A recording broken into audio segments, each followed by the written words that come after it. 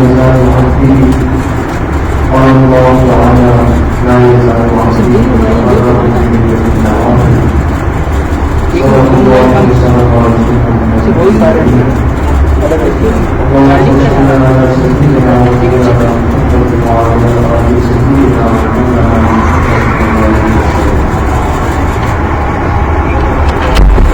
اللہ رب العزت کا بہت بڑا کرم اور احسان ہے کہ طالب علمی کی زندگی میں تعلیم کے ساتھ ساتھ کچھ تربیت، تزکیہ، اصلاح نفس اور اللہ پاک کی رضامندی والے اعمال سیکھنے کے لیے کچھ وقت ہم بیٹھ جاتے ہیں، اور اس بیٹھنے کے پیچھے ایک مقصد یہ ہے کہ تعلیم کے ساتھ ساتھ تربیت کا سلسلہ بھی چلتا رہے، جو بہت ضروری ہے۔ علم اگر زیادہ ہو جائے لیکن تربیت نہ ہو، اس سے بگاڑ پیدا ہوتا ہے۔ اس لیے آج اگر ہم اپنے ماحول اور معاشرے پہ غور کریں تو جتنے تعلیمی ادارے، تعلیمی کتابیں، تعلیمی مراکز آج موجود ہیں، شاید اس سے پہلے کہیں نہیں تھے، لیکن اس کے باوجود بھی آپ اس پڑھے لکھے ماحول میں جہاں بھی چلے جائیں، اپنے کسی جائز کام کے لیے چلے جائیں، آپ صحیح راستے پہ نہیں چل سکتے۔ آپ مجبور ہو جائیں گے کہ غلط راستہ لیں تو آپ کا کام بنے گا۔ اب یہ جو آپ کو، ہم کو غلط راستہ دکھانے والے ہیں، یہ کوئی ان پڑھ جاہل لوگ تو نہیں ہیں، تو پڑھے لکھے لوگ ہیں، ان کے پاس اپنی اپنی تعلیم کی بھرپور ڈگریاں ہیں، سب کچھ ہے، لیکن کیا وجہ ہے کہ دنیا کی اتنی تعلیم رکھنے کے بعد بھی ماحول کے بگڑنے اور بگاڑنے کا سبب وہی طبقہ بنتا ہے؟ کمی صرف اور صرف کیا ہے؟ وہ تربیت کی۔ اگر آج ہمارے دینی مدارس کے طلباء کے پاس دین کی تعلیم ہو، لیکن اگر دین کی تربیت نہیں، اصلاح نہیں، نفس کی تربیت کی فکر نہ ہو، تو اس سے بھی بہت بڑا نقصان ہے۔ اس لیے میرے عزیز طلباء، کوشش یہی ہوتی ہے کم وقت کے لیے ہو لیکن کچھ نہ کچھ بات ہماری آپس میں ہوتی رہے۔ دن رات کی جو زندگی ہے، اس میں اللہ پاک نے کچھ ایسے اعمال اپنے بندوں کو دیے ہیں کہ یہ تھوڑا سا کر کے بھی اللہ پاک سے بہت کچھ لے سکتا ہے۔ ہم دیکھتے ہیں کہ جب فرض نماز ہو جاتی ہے اور ہم سنتیں بھی پڑھ لیتے ہیں تو واپسی کا راستہ بناتے ہیں مسجد سے، لیکن کچھ لوگوں کو آپ نے دیکھا ہوگا کہ وہ 2 سنتیں پڑھ کے پھر نیت باندھتے ہیں، دیکھا ہے نا؟ تو آپ کو لگتا ہے کہ وہ 2 رکعت نفل پڑھیں گے پھر واپس جائیں گے، وہ 2 نفل پڑھ کے پھر نیت باندھ دیتے ہیں۔ بہت سارے نفلی اعمال ایسے ہیں کہ جو میں اور آپ نے کتابوں میں پڑھے ہیں، جن کے دلائل آپ کے پاس کتابوں میں موجود ہیں، لیکن دلائل ہم نے رکھے، عمل عام آدمی نے کیا۔ کچھ بات میری سمجھ میں آتی؟ سمجھ میں آ رہی؟ اشراق کی نماز، چاشت کی نماز، اوابین کی نماز، تہجد کی نماز، یہ کتنی نمازیں ہو گئی؟ 4۔ تقریباً شاید ہی کوئی ایسا طالب علم ہو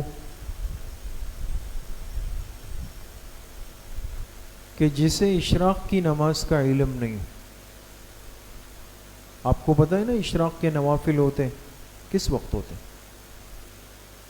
جی جب فجر آپ نے پڑھ لی، پھر سورج نکل آیا، فجر قضا ہو گئی، سورج نکلنے کے 10 منٹ، کم از کم 10 منٹ کے بعد کون سی نماز کا وقت شروع ہو جاتا ہے؟ اشراق کا. ہر مسجد میں آپ دیکھیں ہمارے تبلیغ والے حضرات جو ہوتے ہیں یہ فجر کے بعد بیٹھ جاتے ہیں، اپنے 6 نمبر کا مذاکرہ مشورہ کرتے ہیں، اشراق کا وقت ہوتا ہے، اشراق کے نوافل پڑھ کے چلے جاتے ہیں. یہ بہت بڑی نعمت ہے کہ ان حضرات کی وجہ سے مسجدیں اشراق تک آباد رہتی. علماء طلبہ اس لیے نہیں بیٹھتے کہ ان کو مدرسے کی تیاری کرنی ہے، یہی وجہ ہے نا. ایسا نہیں ہے خدا نخواستہ کہ کل کوئی یہ کہے کہ بھئی تبلیغ والے تو اس پہ عمل کر رہے ہیں اور علماء بالکل غافل اور مغفل ہیں، یا یہ طلبہ بالکل غافل لوگ ہیں. طلبہ اس لیے جائیں گے کہ طلبہ نے مدرسے کی تیاری کرنی ہے نا. وہ حضرات اشراق کی نماز پڑھ کے جاتے ہیں، لیکن ہم کب پڑھتے ہیں؟ پھر ایک سوال تو ہے. پھر اس کے بعد دوسری نماز ہوتی ہے چاشت کی. چاشت کی نماز کا وقت شروع ہوتا ہے جب سورج خوب اچھی طرح روشن ہو جائے. اس لیے ہمارے ہاں چاشت کا ابتدائی وقت عام طور پہ لکھتے ہیں 8:30 بجے. کتنے بجے؟ 8:30 بجے. لیکن فقہاء نے لکھا ہے کہ اشراق کی نماز کے ساتھ اگر کوئی شخص چاشت کی نیت سے بھی نوافل پڑھ لے گا تو اس کے اشراق کے نوافل بھی ہو جائیں گے، چاشت کے بھی ہو جائیں گے. یہ مسئلہ پتہ ہے آپ لوگ؟ نہیں پتہ تو آج سن لیں، لیکن سمجھ لیں. آج اس پہ اسی لیے بات عرض کر رہا ہوں کہ ہم طلبہ کی توجہ ان 4 نوافل کی طرف بہت کم ہو گئی ہے. سوئے نہیں تو بھائی ہمارے پاس تو وقت کم ہے، وقت کم ہے نا، لیکن موقع بہت آسان ہے. میں آپ سے عرض کرتا ہوں صرف اتنا کر لیں کہ جب فجر کی نماز پڑھ لیں، گھر چلے جائیں، ناشتہ کر لیں، آنے کی تیاری کر لیں، باوضو ہو کر فوراً جلدی سے 2 رکعت نفل پڑھ لیں. کتنے رکعت؟ 2 رکعت. اگر وقت ہے تو مزید 2 رکعت پڑھ لیں. پہلی 2 رکعت میں اشراق کی نیت کر لیں، بعد والی 2 رکعت میں کس کی نیت کر لیں؟ چاشت کی نیت. آپ کی اشراق بھی ہو گئی، آپ کی چاشت بھی ہو گئی. سمجھ گئے؟ ورنہ 2 رکعت کا موقع ہے تو 2 رکعت اشراق کے نوافل پڑھ کے مدرسے آ جائیں. مدرسے آنے کے بعد آپ کی بریک ہوتی ہے، وقفہ ہوتا ہے، کوئی استاذ تاخیر سے آتے ہیں جس میں بیٹھ کر طلبہ گپ شپ کرتے ہیں، باتیں کرتے ہیں، ادھر ادھر گھومتے ہیں. بہت وقت ہوتا ہے کہ ہم تو مسجد میں ہی ہے نا، ہمارا مدرسہ تو مسجد میں. 2 رکعت نفل میں 3 منٹ لگتے ہیں دوستو، 3 سے 4 منٹ. جب بھی آپ کو درمیان میں موقع ملے 2 رکعت نفل چاشت کی نیت کے ساتھ پڑھ لیں. چاشت بھی ہو گئی. ٹھیک ہے. اب باری آئے گی کس کی؟ اوابین کی. مغرب کی نماز آپ نے جہاں بھی پڑھی، کسی مسجد میں بھی پڑھی، 3 رکعت تو امام کے پیچھے پڑھی، اس کے بعد پھر 2 رکعت سنتیں تو پڑھتے ہیں سب. 2 رکعت سنتوں کے بعد 2 رکعت نفل. 2 رکعت نفل کے بعد صرف 2 رکعت نفل اور پڑھ لیں. یہ کتنی رکعتیں ہو گئی؟ 2 سنتیں ہو گئی، سنت مؤکدہ. پھر 2 رکعت نفل پڑھی، پھر 2 رکعت نفل پڑھی. یہ کل ملا کر کتنے ہو گئے؟ 6 رکعت. فقہاء نے لکھا ہے کہ جو مسلمان مغرب کی 2 سنتیں پڑھ کر پھر اس کے بعد 2 رکعت نفل 2 رکعت نفل پڑھ لے گا، یہ 6 رکعتیں اس کی اوابین میں بھی شمار ہو جائے گی. بات سمجھ گئے؟ ورنہ عموماً تو اوابین کا طریقہ یہی ہے کہ 2 رکعت سنتیں الگ ہوں، پھر اس کے بعد 6 رکعتیں مستقل پڑھی جائے، لیکن یہ آسان طریقہ اس کے اندر موجود ہے، اور یہ اسی طبقے کے لیے ہے جو اپنے دین کے معاملات میں مصروف ہے۔ تو کون سا مشکل ہے دوستو؟ کیا ضروری ہے کہ مسجد میں باہر جا کر آخری صف میں ہم ٹولیاں بنائیں، گپ شپ کریں؟ طلبہ اور کون سا دین کا کام کرتے؟ ہم تو یہی کرتے ہیں نا کہ جب نکلتے ہیں تو یا یہاں کھڑے ہو گئے، یا باہر کھڑے ہو گئے، یا موبائل کے ساتھ کھیل رہے۔ مشکل کیا ہے اس میں؟ 2 3 منٹ نکالنا مشکل؟ پھر رہ جاتے ہیں تہجد کے نوافل، وہ تو ہم نے طے کر دیا ہے کہ وہ کس نے پڑھنا ہے؟ جس کی عمر 70 سال سے اوپر ہے نا؟ تہجد تو ان بزرگوں نے پڑھنا ہے جن کی عمر کتنی ہے؟ 70 سال سے اوپر۔ ابھی تو ہماری جوانی چل رہی ہے، ابھی تو تہجد میں بڑا ٹائم ہے۔ نہیں، طالب علمی میں تہجد کے پابند بنے۔ وہ طالب علم جو طالب علمی سے تہجد کا پابند بن جاتا ہے، اللہ پاک اس کے علم میں نور، اس کے علم میں برکت پیدا کرتے ہیں، اور فارغ ہونے کے بعد اس کے علم سے امت کو فائدہ پہنچاتا ہے، چہرہ چمک جاتا ہے۔ دوست یہ انتظار نہیں کریں کہ ہم فارغ ہوں گے پھر تہجد پڑھیں گے۔ کتنے طلبہ ایسے ہیں کہ دل کرتا ہے ان سے درخواست کریں کہ بھئی آپ ہمارے لیے دعا کریں، تہجد کے پابند ہوتے ہیں، ایک رات کی تہجد ان کی ضائع نہیں ہوتی، ہمیں پتہ۔ ایسے نیک طلبہ ہوتے ہیں، اور مشکل کوئی نہیں ہے دوستو، کوئی مشکل نہیں۔ سب سے افضل تو یہ ہے کہ ہم فجر کی اذان کے وقت سے پہلے اٹھ جائیں۔ آج کل فجر کا وقت کتنے بجے داخل ہوتا ہے؟ 4:15 پہ، 4:15 بجے فجر کا وقت داخل ہوتا ہے، ٹھیک ہے؟ تو اب افضل تو یہ ہے کہ انسان بالکل آخری پہر میں اٹھے، 4:15 سے آدھا گھنٹہ پہلے۔ تو آدھا گھنٹہ پہلے کون سا وقت بنے گا؟ 3:45۔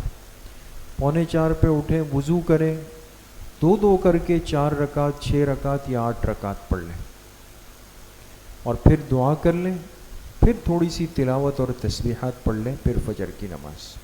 سب سے افضل تو یہ ہے، لیکن یہ اس موسم میں جب کہ گرمی عروج پر ہے، راتیں مختصر ہیں، آرام کم ہوتا ہے، تو مجاہدے کا کام ہے، ہونا تو یہ چاہیے، اور ایسا ہو جائے تو پھر تو نور نالا نور ہے۔ لیکن اگر ایسا مشکل ہے تو ہم تہجد چھوڑیں گے نہیں، بلکہ اس کا طریقہ یہ کہ جب رات کو سونے لگ جائیں، تو کراچی میں تو میرے خیال میں سب سے جلدی سونے والا بندہ کون ہے جو کب سوئے؟ 12 بجے، یہ جلدی سونے والا ہے، ورنہ تو 1-1:30 بجے تو عام روٹین ہے۔ الٹی ہو گئی ہے تربیت، ساری ترتیبیں الٹی چل رہی۔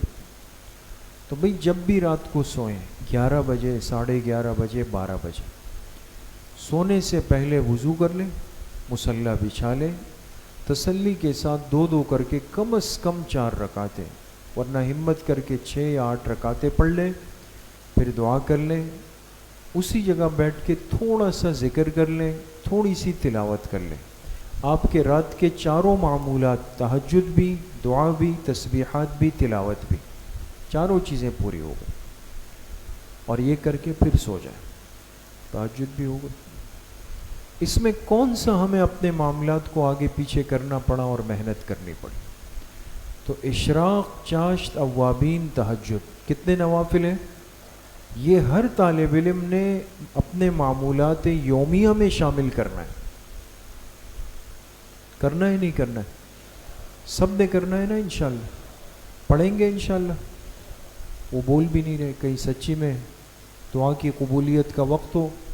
طالب علم اس سے بھی ڈرتا ہے، پتہ ہے کہ کہیں میں کہہ دوں اور فرشتہ تو میرے ساتھ ہی کھڑا ہوتا ہے طالب علم کے لیے، فرشتے نے آمین کہہ دیا اور پھر میں کل سے تہجد پڑھنے ہی لگ جاؤں سچی میں، یہ کون کرے گا؟ تو بھئی ڈرے نہیں، تو جو پڑھے گا وہ سیدھا ہاتھ اٹھائے، سب پڑھیں گے انشاءاللہ۔ کل میں بلاؤں گا 16 طلبہ کو، کتنے؟ کسی بھی کلاس سے اور پوچھوں گا کہ بھئی آپ نے اشراق پڑھی، آج رات تہجد پڑھی، آپ نے اوابین پڑھی، بلا لوں نا انشاءاللہ. وآخر دعوانا ان الحمدللہ رب العالمین. کچھ دیر کے لیے انشاءاللہ ختمات شریفہ پڑھیں گے. بسم اللہ الرحمن الرحیم. الحمدللہ الذی لم یتخذ ولدا ولم یکن له شریک فی الملک ولم یکن له ولی من الذل وکبرہ تکبیرا. تمام ساتھی ایک مرتبہ درود شریف پڑھ لیں. اللہم صلی علی محمد.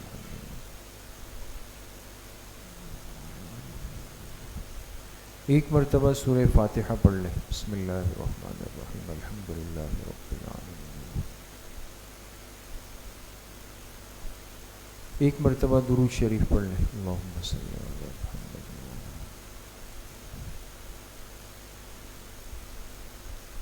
ایک مرتبہ سورہ علم نشرح پڑھ لیں. بسم اللہ الرحمن الرحیم. علم نشرح لک صدرک.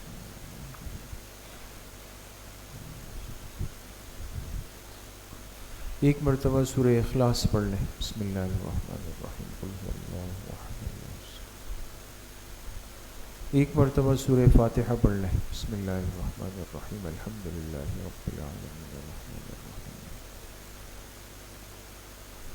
ایک مرتبہ درود شریف پڑھ لیں. اللہم صلی علی محمد.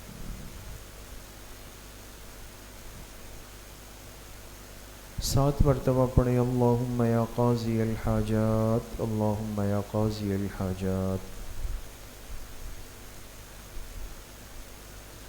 سات مرتبہ پڑھیں. اللہم یا کافی المہمات. اللہم یا کافی المہمات.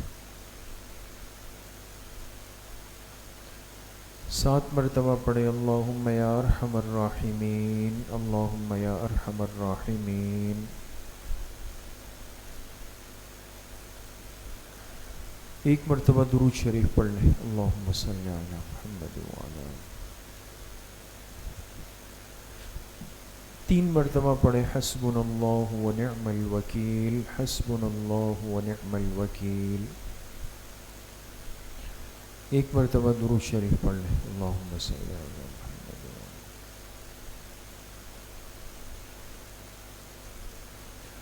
تین مرتبہ پڑھے. یا خفی اللطف ادرکنی بلطفک الخفی. یا خفی اللطف ادرکنی بلطفک الخفی. ایک مرتبہ درود شریف پڑھ لیں. اللہم صلی علی. تین مرتبہ پڑھے. اللہ ولی الذین آمنوا. اللہ ولی الذین آمنوا. ایک مرتبہ درود شریف پڑھ لیں. اللہم صلی علی.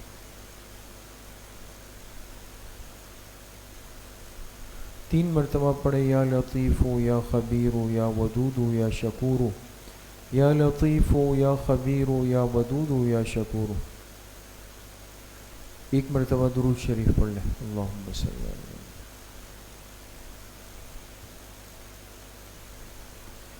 تین مرتبہ پڑھیں. الا بذکر اللہ تطمئن القلوب. الا بذکر اللہ تطمئن القلوب. ایک مرتبہ درود شریف پڑھ لیں. اللہم صلی علی محمد وعلی آلہ.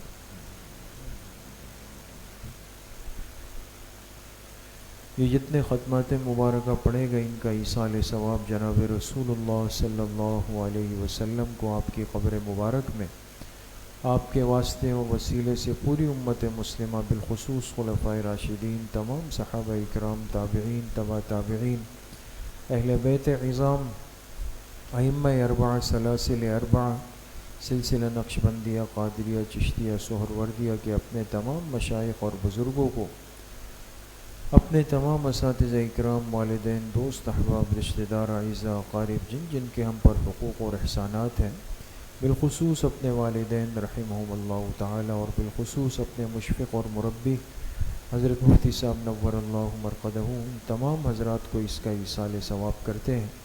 اللہ اپنی شان کے مطابق ان سب کو پورا پورا اجر نصیب فرمائے۔ کچھ دیر کے لیے ذکر قلبی یعنی مراقبہ کریں گے۔ تمام طلباء اپنے سروں کو جھکا لیں، دلوں کی طرف متوجہ ہو جائیں، آنکھیں بند کر دیں، دل میں تصور کریں کہ اللہ کی بارگاہ سے انوارات، فیوزات، تجلیات اتر رہے ہیں، میرے دل میں سما رہے ہیں۔ اور اس کی برکت سے میرے دل سے گناہوں کا میل کچیل زنگ ظلمات قدورات سب کچھ نکل رہا ہے، اور میرے دل کی ہر دھڑکن کہہ رہی ہے اللہ اللہ اللہ۔